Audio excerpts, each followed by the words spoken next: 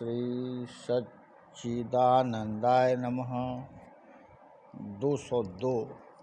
एक सत्संगी ने सवाल किया कि पुण्य कार्य क्या है।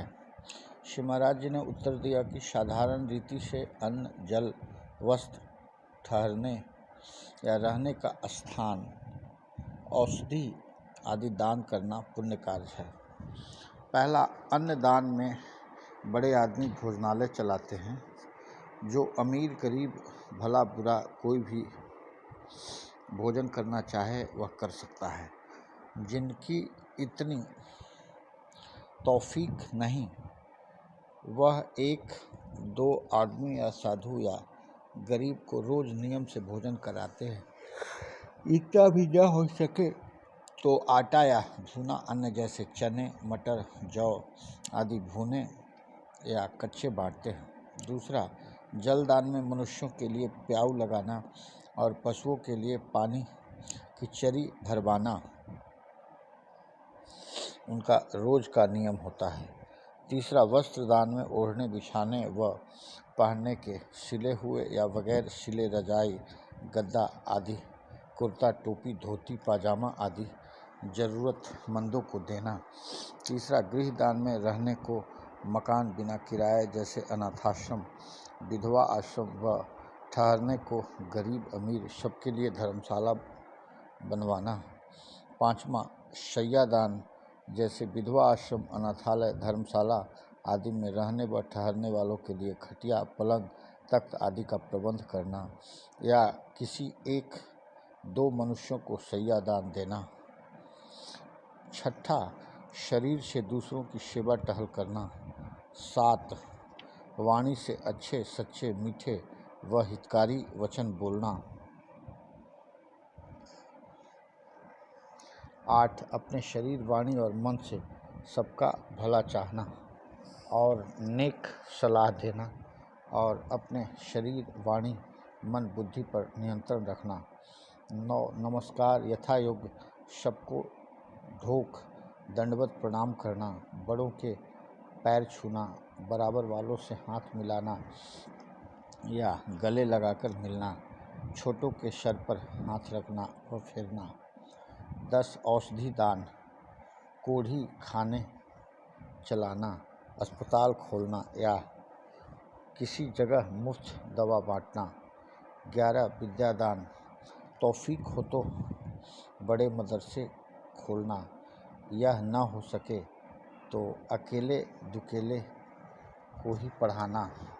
12, और भी इसी प्रकार के दूसरों की भलाई के काम करना परोपकार व दान ही कहलाते हैं।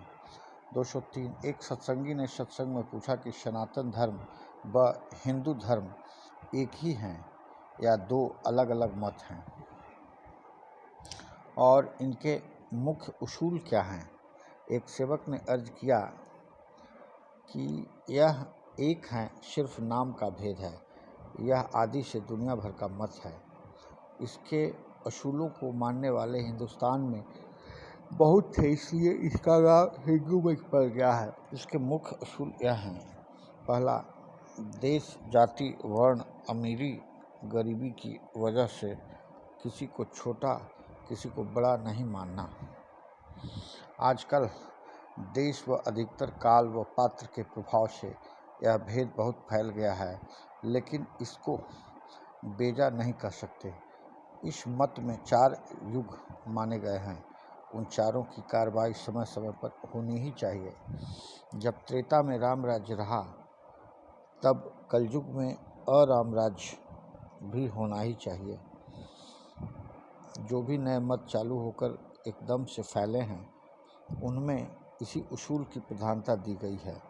इस्लाम को लीजिए, अरब से शुरू होकर कुल पुरानी दुनिया अर्थात अफ्रीका, यूरोप, एशिया भर में बात में छा गया।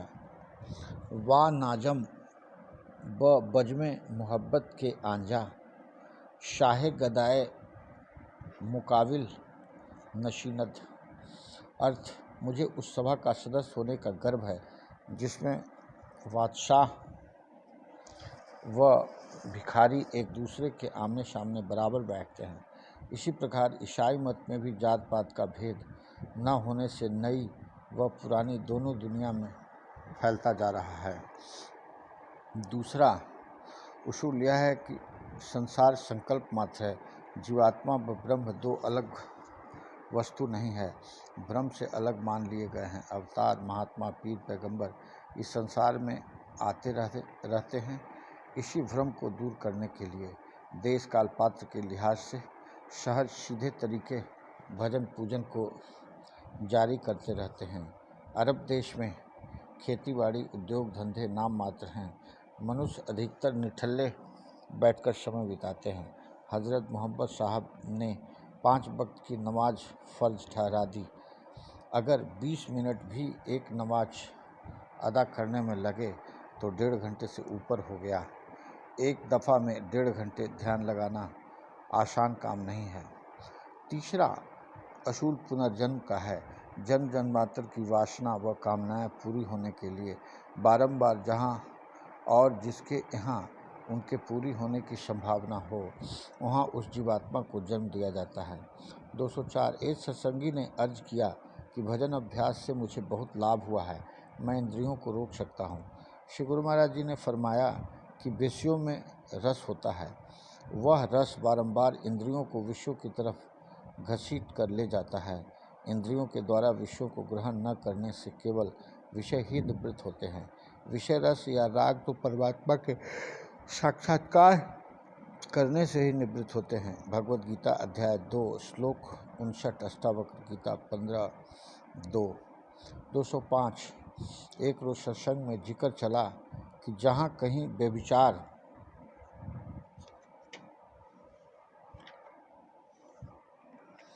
देखा जाता है वहाँ पुरुष को ही दोषी समझा जाता है, स्त्री साफ बच जाती है।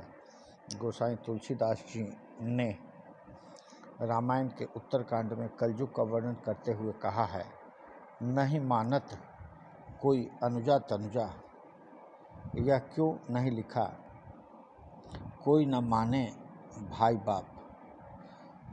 जब बहुत राय दी गई लेकिन कोई पास नहीं हुई, तब एक सेवक ने अर्ज किया कि अगर बिजली की करंट लगने से कोई मर जावे तो मरने वाला ही दोषी ठहरता है। बिजली को कोई सज़ा नहीं मिलती, जो बिजली को छूता है वही कष्ट उठाता है। स्त्री शक्ति है और हर पुरुष के चित्त को आकर्षित कर सकती है। जो उसकी तरफ चित्त लगाता है वह ही कष्ट पाता है और दोषी समझा जाता है। बिजली दोषी नहीं, उसका तो स्वभाव ही ऐसा है कि जो उसको छू जावे उसी को पकड़ लेती है। उसको तो सिर्फ निग्रह में रखने की ज़रूरत है। जो ऐसा नहीं करता वह भी दोषी है। जैसे बिजली का स्विच न हो वह खुली रहे, जो खुली रखे वह दोषी हो सकता है। इसी प्रकार स्त्री को चाहे वह माता, बहन, पत्नी, बेटी कोई भी हो, जिसकी रक्षा में हो और रक्षक उसको निग्रह में नहीं रखता तो रक्षक दोषी है। स्त्री तो एक प्रकृति धारा शक्ति का प्रवाह है। 206 एक सत्संगी ने अर्ज किया कि ऐसा कहते हैं कि यह संसार ब्रह्म रूप है, वह ही इसमें समाया हुआ है। श्री महाराज जी ने फरमाया कि गीता के अध्याय 9 के श्लोक 4 से 7 तक देखिए, यह संसार ब्रह्म नहीं उसका संकल्प है। जैसे सिनेमा की पिक्चर में पिक्चर बनाने वाला नहीं होता है, उसका संकल्प ही सब तमाशा बनकर दिखता है, इसी प्रकार अखंड ब्रह्म सबसे न्यारा व निर्लोप है। 207 एक रोज एक सत्संगी ने कहा कि ऋषि मुनियों ने ऐसा निश्चय किया है कि सब ब्रह्म ही है। हमा अस्त उसके बहुत नाम हैं, 1000 तक तो मामूली सहस्र नाम पुस्तकों में ही हैं। वह 2 रूपों में दिखलाई देता है। पहला जलाली, जैसे राजा के नौकर मंत्री आदि राजा को देखते हैं। दूसरा जमाली, जैसे राजा के परिवार वाले राजा को देखते हैं। ईश्वर परमात्मा मानकर उससे प्रेम करते रहो, यही मनुष्य का कर्तव्य है। 208 एक सत्संगी ने सवाल किया कि वेदांत क्या है। श्री महाराज जी ने फरमाया कि सब विद्याओं का अंत, सच्चा ज्ञान, सच्ची विद्या वह है जो मालिक की पहचान करावे, अपनी आत्मा का अनुभव करावे, सकल संसार और उसके प्राणियों के संबंध का असली रूप दिखलाने में सहायक हो।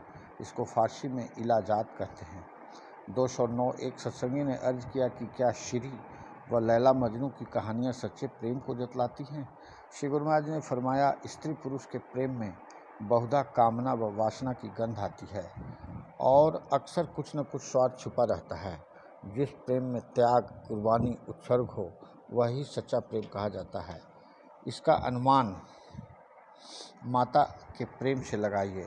अगर शेर व भेड़िया भी बच्चे पर आक्रमण करे तो उस बच्चे की माँ शेर के मुंह में हाथ डाल देती हैं, भेड़िए का सामना करने को तैयार हो जाती हैं और उसका कुछ बदला नहीं चाहती। निष्काम प्रेम का इससे कुछ अनुमान लगाया जा सकता है। 210 एक तो सत्संग में एक बहुत ही बूढ़े आदमी ने कहा कि अब से 70-80 वर्ष पहले हजारों पक्षी, कबूतर, तोते, कौवे आदि सवेरे ही एक दिशा से उड़कर दूसरी तरफ जाते थे। शाम को वे ही झुंड के झुंड लौटते थे। कौवे घरों में इतना उत्पात करते थे कि स्त्रियां उनको उड़ाते उड़ाते तंग आ जाती थीं। चीलें दिन भर इधर उधर उड़ती रहती थीं। रात को गांव में ही नहीं, शहरों के आसपास तक गिद्ध बोलते रहते थे। अब न मालूम यह सब कहाँ चले गए। इसी कनागत में कागौर यानी काकौर डालने को बड़ी देर प्रतीक्षा करने के बाद एक कौवा आया। न मालूम यह सब कहाँ चले गए हैं। एक सेवक ने अर्ज किया कि कलयुग में उन सबको मनुष्य योनि मिल गई है, तब ही तो मनुष्यों की संख्या इतनी बढ़ गई है, लेकिन इनके आचरण मनुष्यों के से नहीं हैं, बल्कि चरिंदे परिंदे जैसे हैं। बाजों की तो शक्ल पर उस पशु की सी परछाई झलकती है।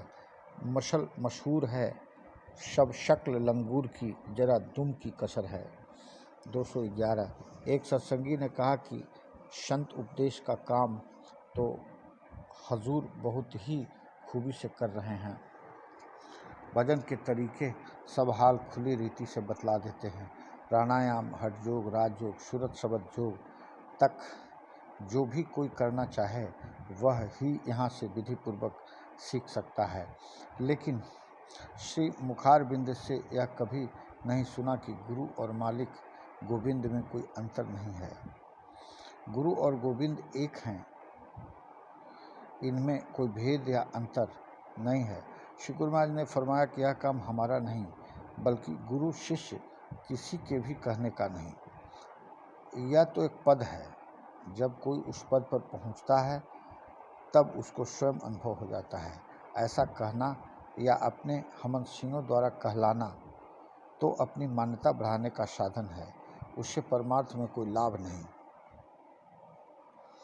212 एक सत्संगी ने कहा कि क्या अखंड ब्रह्म इस संसार में समाया हुआ है? वह तो किसी में समा नहीं सकता। श्री महाराज जी ने फरमाया, आपका विचार ठीक है, ब्रह्म किसी में समा नहीं सकता। गीता के अध्याय 9 के श्लोक 4 में लिखा है कि यह सब जगत मेरे द्वारा अव्यक्त परमात्मा से परिपूर्ण है। संपूर्ण भूत प्राणी मेरे अंतर्गत संकल्प के आधार पर स्थित हैं, मैं उनमें स्थित नहीं हूँ। 213 एक सत्संगी ने सवाल किया, आशा तृष्णा इंसान के पीछे ऐसी लगी रहती है कि चैन नहीं लेने देती, इनसे कैसे पीछा छूटे? एक सेवक ने अर्ज किया कि आशा और हृदय का अटूट संबंध है। रात दिन सोते जागते आशा की लहरें हृदय में उठती ही रहती है। किसी वक्त हृदय इनसे खाली नहीं रहता। अलबत्ता इतना भेद हो सकता है कि कभी स्वार्थ की, कभी इस्लोक की, कभी परलोक की, कभी शुभ, कभी अशुभ, कभी ऐसी जो यत्न करने से पूरी हो सके, कभी ऐसी जो लाख यत्न करने से भी जीवन भर में पूरी ना हो सके, बल्कि उनकी पूरी होने की संभावना ही नहीं। स्वार्थ तो हर प्राणी के साथ लगा ही रहता है और आशा हर प्राणी को उत्साहित करती व काम में लगाती है। अगर कार्य के पूर्ण होने की आशा न हो तो इंसान हतोत्साह होकर शायद काम में लगे ही नहीं। अलबत्ता इतना फ़र्क ज़रूर है कि जिस कार्य के पूरा होने की आशा होती है उसको वह खुशी और उत्साह से करता है, चाहे वह काम अंत में पूरा हो या न भी हो। जो काम मजबूरी से किया जाता है या जिसके पूरा होने की आशा ही न हो, उसमें हतोत्साह होकर करता है या उसको करना ही पड़ता है। मन जितने भजन अभ्यास के तरीके हैं, मन को शांत करने के लिए हैं, ताकि कोई आशा उठे ही नहीं। उनको विधि पूर्वक करने से शांत हो जाता है, कोई आशा उठती ही नहीं। 114 एक सत्संगी ने सवाल किया कि कभी कभी स्वप्न में अपने मरे हुए रिश्तेदार व मित्र मरते हुए दिखलाई देते हैं, क्या उनकी फिर मौत होती है?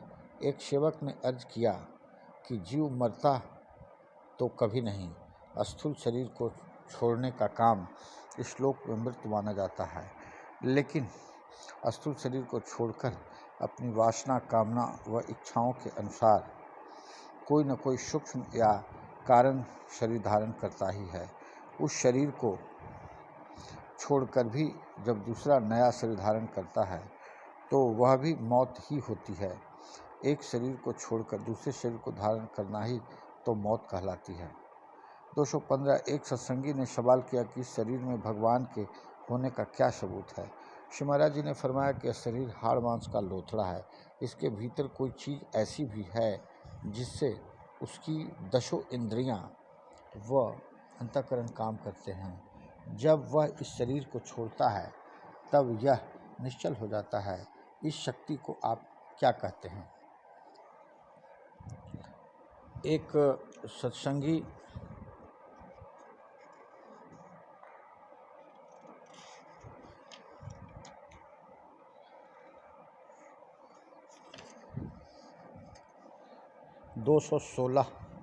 एक सत्संगी ने कहा कि यह संसार ब्रह्म से पैदा हुआ है,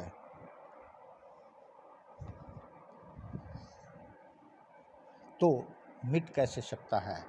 फिर इसको मिटाने व लोप करने का यत्न क्यों किया जाता है?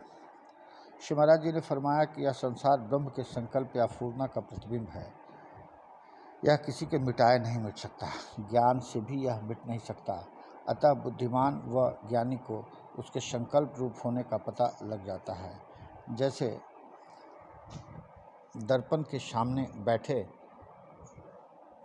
मनुष्य के प्रतिबिंब को देखकर बालक उसको मनुष्य ही समझता है, लेकिन बुद्धिमान मनुष्य जानता है कि जो कुछ दिख रहा है वह मनुष्य नहीं, उसका प्रतिबिंब है।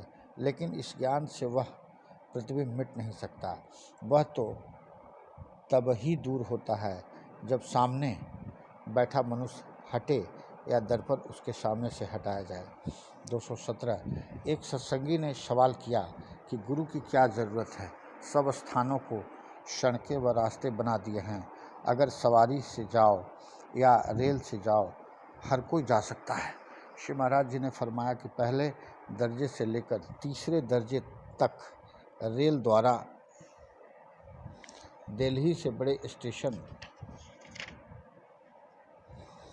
से जहां कितने ही प्लेटफॉर्म हैं, किसी को आगरा जाना है तो क्या किसी रेल के कर्मचारी से पूछे बगैर या सामान ज़्यादा होने पर कुली किए बगैर आगरा की गाड़ी में बैठने की और उसके बाद आगरा आराम से पहुंचने की उम्मीद की जा सकती है? जिस प्रकार कुली सामान उठाता है, उसी प्रकार गुरु भी शिष्य के पापों की पोट उठाने में सहायता करते हैं। रेल के टाइम टेबल भी छपते हैं, प्लेटफॉर्मों पर भी प्रकाशन पत्र लगे हैं, फिर भी सहायता की आवश्यकता पड़ती है। भजन अभ्यास के तरीके भी शास्त्रों में लिखे हैं, क्या उनको पढ़कर राजयोग, हठ योग, सूरत शब्द योग आदि बिना गुरु की सहायता से कोई ठीक तरह से कर सकता है? 218 एक शख्स ने सवाल किया कि यह दिल क्या चीज़ है? श्री गुरु महाराज ने फरमाया कि वैसे तो दिल एक मांस का टुकड़ा है जो नाभि से 10 अंगुल ऊपर छाती के ऊपर दोनों छातियों के बीच हर स्त्री व पुरुष के होता है। और मन सूक्ष्म रूप से इसी में रहता है। यह सोते जागते हर समय काम करता रहता है, चैन से बैठना तो यह जानता ही नहीं। इसके शामिल हुए बगैर कोई भी इंद्रिय अपना कार्य नहीं कर सकती। कोई भी दुख या सुख न हो तो दिल या मन अपने आप दुख या सुख का चिंतन कर लेता है और पूरी तरह से उसका अनुभव करता है। मानसिक वैरी व मित्र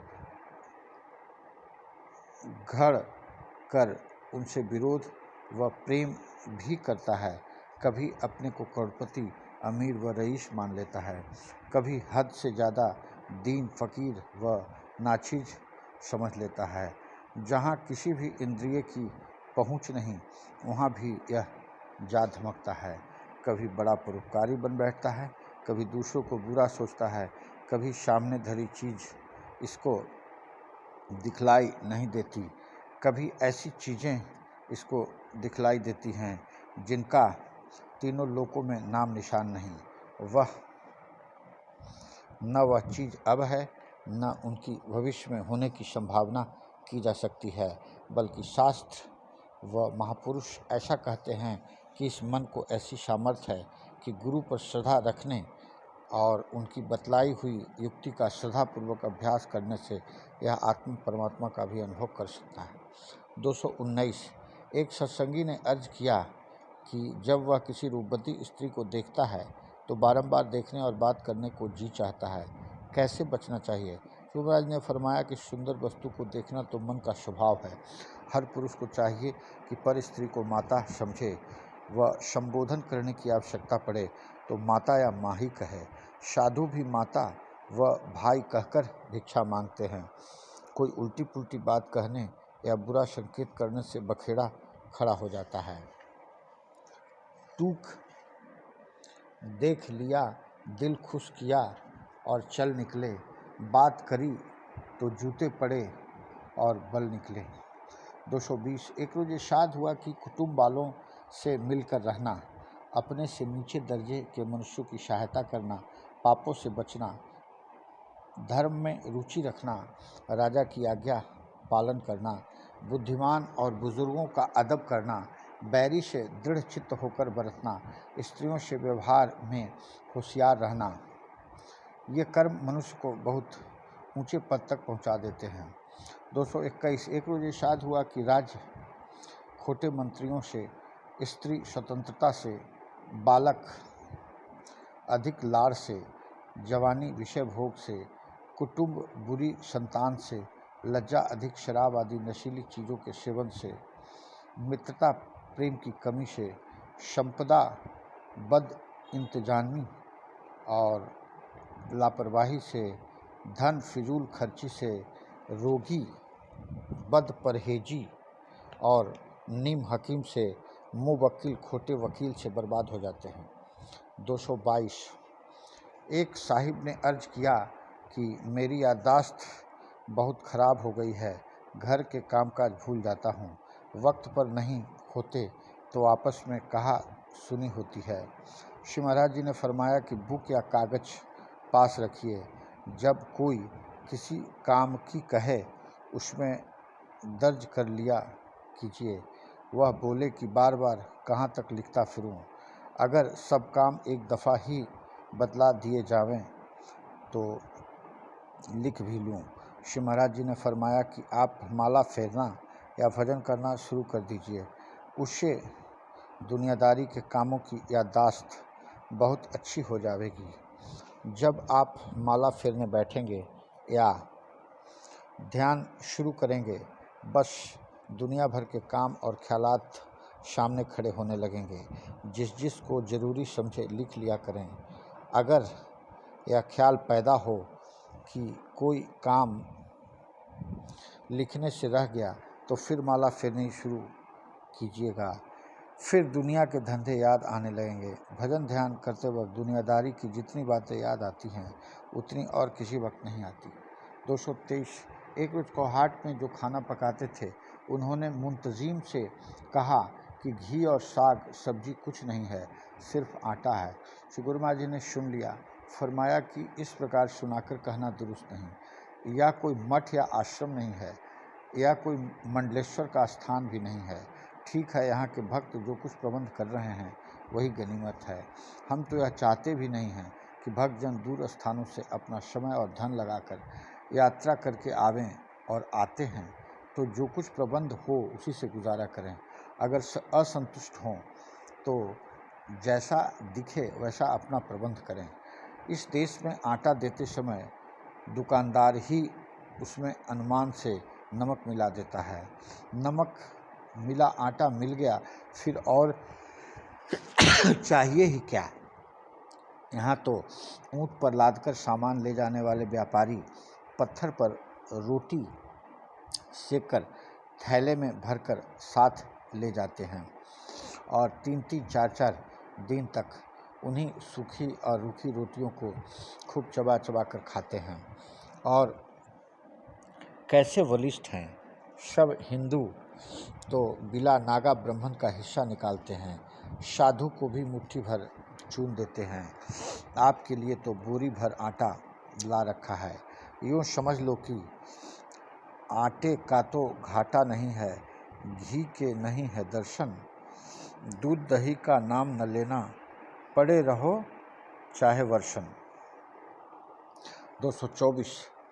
एक रोज इरशाद हुआ कि जो लोग शुभ कर्म की उपासना और निध्यासन रहित हैं, उन्होंने अपना मन खुश करने को यह मान रखा है कि अहम ब्रह्मास्मि, कि मैं ब्रह्म हूँ।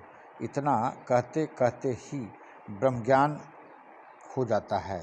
यह बात हमारी समझ में नहीं आती कि यह सहज उपाय क्या पहले महात्माओं को मालूम न हो सका, जो जप आदि करते करते जवान से बूढ़े हो गए। श्री शंकराचार्य जी की आत्मबोध और भगवद गीता आदि पुस्तकों में जो योग और ध्यान कहे हैं, क्या वे कथन मात्र हैं? क्या उनके साधन की आवश्यकता नहीं? तप करने से जिनके राग द्वेष आदि अंतःकरण से दूर हो गए हैं, क्षोभ मिटकर शांति प्राप्त हो गई है और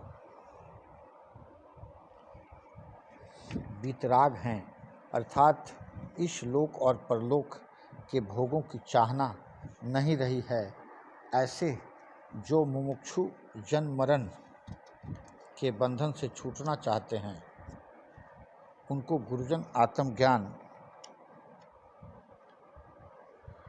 का उपदेश करें। 225।